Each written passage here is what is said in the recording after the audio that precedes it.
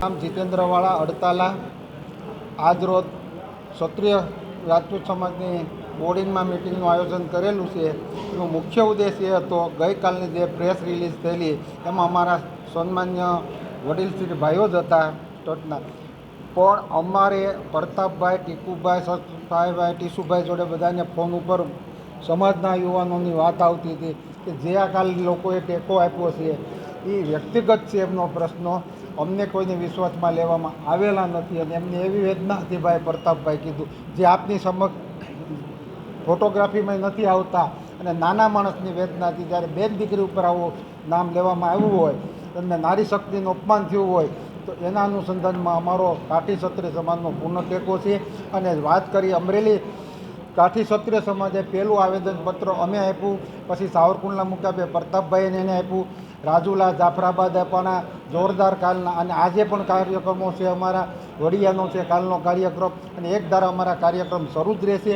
અને જ્યાં સુધી ન્યાય નહીં મળે ત્યાં સુધી કાર્યક્રમની લડત થશે. અને 16 તારીખે જો આમાં નહીં કરવામાં આવે ફેરફાર ઉમેદવારનો, તો સંપૂર્ણ કાઠી ક્ષત્રિય સમાજની સાથે છે અને ઊભો રહે અડીખમ, એવી હું કાઠી સમાજના બધા ભાઈઓની સહમતિથી, એટલે જે અમારા યુવાન મિત્રો જે હતા તે રાજુલા, જાફરાબાદ, દરિયા કિનારાથી માંડી જૂનાગઢ જિલ્લાના, સુરેન્દ્રનગરના, એમની અરે ટેલિફોનિક વાતચીત કર્યા મુજબ હું સમર્થન અમારા સમાજનું આપું છું, અમારા વડીલ યુવાનોનું, અમારા જે ફોલોઅપ છે એમને.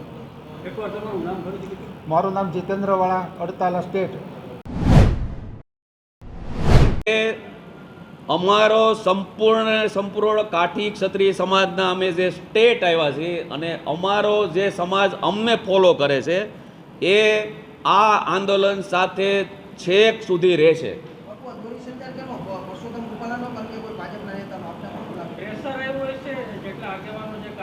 બની શકે પ્રેશરાઇઝ કરવામાં આવ્યો હોય, ઘણા બધા વિવિધ એના હોય કારણો, પણ દરેક પાછળ કારણ તો હોવાનું.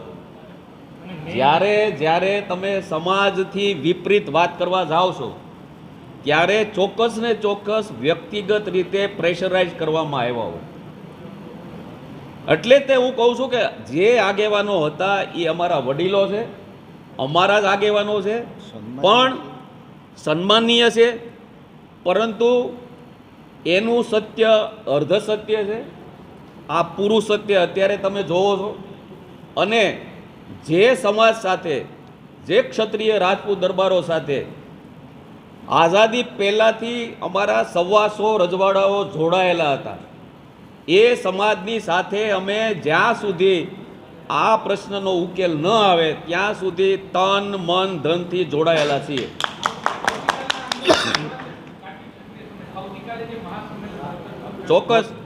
ચોક્કસ સ્વયંભૂ જુવાળ છે. કોઈને બોલાવવા માટે બસો મોકલવાની નથી, કોઈને ફૂડ પેકેટ આપવાની નથી, કોઈ મેનેજ કરવાનું નથી. કાલે તમે આપશો મીડિયાના મિત્રો ત્યાં હશો જ કે સ્વયંભૂ પોતપોતાની રીતે પોતાના ખર્ચે જેને ચોટ લાગી છે, જે સમાજને ચોટ લાગી છે, એ તમામ અમે બધા પણ અહીંયા જે હાજર છીએ એ ત્યાં પણ કાલે અમે અમારો સૂર પુરાવશું. અને મેઇન વસ્તુ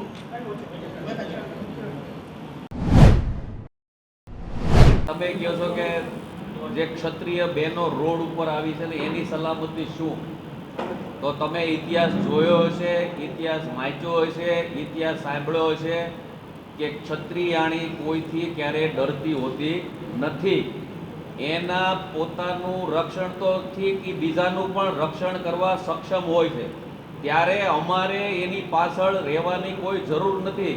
એ સ્વયં એક શક્તિ છે, સ્વયં એની અંદર શક્તિનું સ્વરૂપ છે. જો બીજા માટે લડતી હોય, બીજા માટે બધું કરતી હોય, તો પોતાના માટે તો પોતાનું સ્વરક્ષણ 100% કરવા સક્ષમ છે.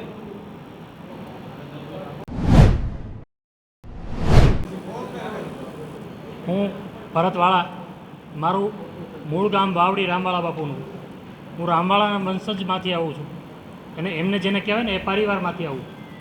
આ જે વાત છે એ વાત કાલની બધા મિત્રો કહે છે કે ભાઈ કાઠી ક્ષત્રિય સમાજ જે છે એમણે ભાજપને સમર્થન આપી દીધું, કમલમ ખાતે જઈને સમર્થન આપી દીધું, અને જે આગેવાનો છે એમણે એમને સમર્થન આપ્યું એવી જાહેરાત કરવામાં આવી છે. પણ મેઇન વસ્તુ એક કહેવાની કે જે અમારા કાઠી ક્ષત્રિય સમાજનું જે સંગઠન છે, અખિલ ભારતીય કાઠી ક્ષત્રિય સમાજ, એ સમાજનો એક પાર્ટ છે, એ નાનકડું સંગઠન છે, નહીં કે સમગ્ર સમાજ. સમગ્ર સમાજે ક્યાંય સમર્થન આપેલ નથી અને આ જે સમર્થન છે એક પર્સનલ વ્યક્તિગત રીતે અને ગ્રુપ દ્વારા આપવામાં આવ્યું છે અને જે ગ્રુપના જે કાર્યકર્તાઓ છે એ ક્યાંક ને ક્યાંક ભાજપને રિલેટેડ અથવા તો ભાજપમાંથી આવે છે, એટલે એમને આ ફરજ પડી હોય સમર્થન આપવાની. આનાથી મોટું બીજી કોઈ વાત નથી. અને મેઇન વસ્તુ કે આજે રામવાળા બાપુની એક વાત હું તમને કરું કે જ્યારે એ બારવટે હતા ત્યારે નાની ધારીના ડુંગરાવમાંથી એ નીકળ્યા અને એક છોકરી હતી નાનકડી 16-17 વર્ષની, એ દીકરી ઢોર ચરાવતી હતી. ત્યારે ભર બપોરે એમને કહેવામાં આવ્યું કે ભાઈ આ ઘોડી ઉપરથી જે નીકળ્યા એને એમણે કીધું, દીકરી તને અહીંયા બીક નથી લાગતી? કે ભાઈ શેની મને બીક લાગે? ભાઈ અહીંયા તું દીકરી વગડામાં એકલી છો, અહીંયા આસપાસમાં કોઈ નથી, તારા ઉપર કાંઈ થશે એવી તને બીક નથી લાગતી? તો કે ના, મને બીક ક્યાંથી લાગે? મારા બાપ રામવાળાના અહીંયા બારવટા હાલતા હોય અને મને બીક લાગે તો એની ઉપર ધૂળ પડી. ત્યારે એ દીકરીને ખબર નહોતી કે આ રામવાળા ખુદ છે ને એ ઘોડી ઉપરથી બેઠા બેઠા મને પૂછે છે. ત્યારે પલાણ છાંડી અને એમણે કીધું તું કે હે સુરત દાદા, મારી આવીને આવી આબરૂ તું જાળવી રાખજે.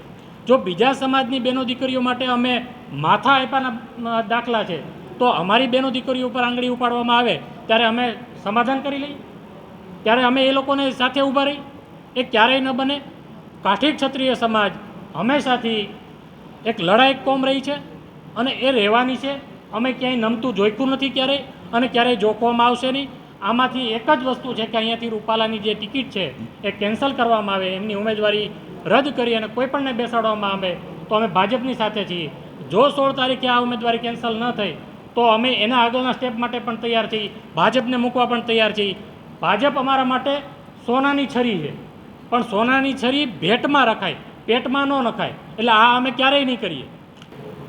મુખ્ય ઉદ્દેશ બહેનો બધે બહાર આવે છે અને ભાઈઓ નથી આવતા, એ વાત તમારી સાચી, પણ મેઇન મુદ્દાની તમને વાત કરું તો જ્યાં સુધી આ મુદ્દો સરકાર સમજે અને પૂર્ણ ન થાય, કેમ કે ક્ષત્રિય સમાજ છે એ હંમેશાને માટે પ્રજાનું રક્ષણ કરતો આવ્યો છે અને કર્યું છે. હવે કદાચ અન્ય સમાજ કે અન્ય વ્યક્તિઓની જેમ જો ક્ષત્રિય સમાજ બહાર નીકળે, કોઈ બસું સળગાવવાનું કામ કરે, કોઈ નાની મોટી પ્રોપર્ટીને નુકસાન કરવાનું કામ કરે, તો એ નુકસાન તો આપણને જ છે. આપણું ને આપણું નુકસાન આપણે કરીએ એટલા તો ગાંડા નથી કે રોડ ઉપર ઉતરી જાય. બહેનોની સાથે જ છીએ. એની સલામતીનું શું હાલો? તમે નથી કરવાના, આપણે કાયદો જાળવવો, આપણી વ્યવસ્થાનો, એની સલામતીનું શું? બહેનોની સલામતી માટે પણ 2 દિવસ જ છે આ બધા અલ્ટિમેટમ આપવામાં આવેલું સાંભળો છે. તમે કે કાઠી